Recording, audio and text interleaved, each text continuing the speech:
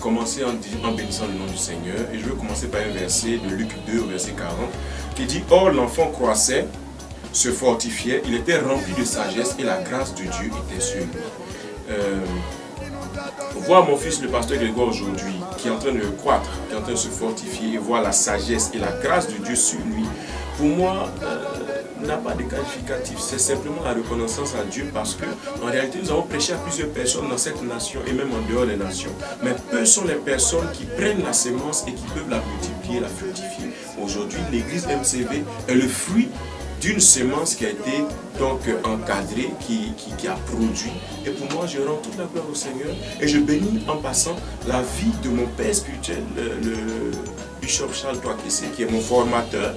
Et Dieu permet qu'après 15 ans sans se rencontrer, nous nous rencontrons ici à la MCV à l'anniversaire de mon fils. Moi, je pense que tout un chacun doit pouvoir lire les événements prophétiques et les signes au travers de cette parole.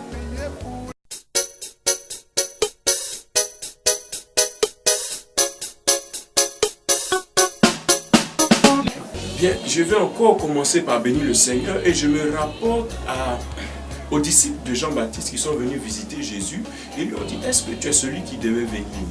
Jésus ne leur a pas répondu, il a guéri les malades, ouvert les yeux des aveugles, il a purifié les lépreux, il a ressuscité des morts et il a dit: allez raconter ce que vous avez vu, ce que vous avez entendu et dites-leur que le royaume des cieux est descendu parmi vous. Les témoignages de la MCV sont palpables.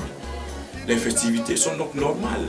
Et je dirais, je voudrais bien vous enjamber pour dire que ceux qui ratent les festivités rateront aussi la dimension suivante. Parce que la reconnaissance est la première étape qui ouvre la porte à l'étape suivante. Si quelqu'un n'est pas reconnaissant de tout ce que la restauration des fondements a pu faire dans sa vie, c'est qu'il n'est pas dans le train qui va rentrer en 2016.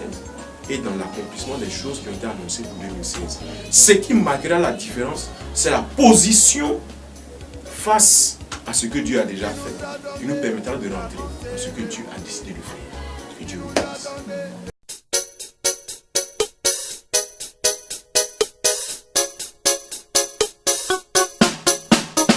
Le seul mot fort qui est digne pour cette occasion, c'est de rendre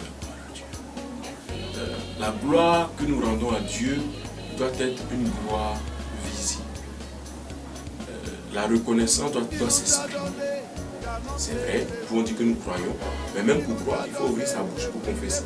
C'est-à-dire quoi que nous devons suivre, accompagner notre reconnaissance intérieure par les actions que nous posons. Je termine en disant que Corneille a fait ses aumônes, il a prié, et il est rentré dans une autre dimension de grâce parce qu'il a démontré sa foi. Venez ensemble, nous démontrer notre reconnaissance à Dieu, démontrer notre amour pour Dieu et démontrer aussi la foi que Dieu a utilisée et continue d'utiliser son serviteur, le pasteur Inguessa.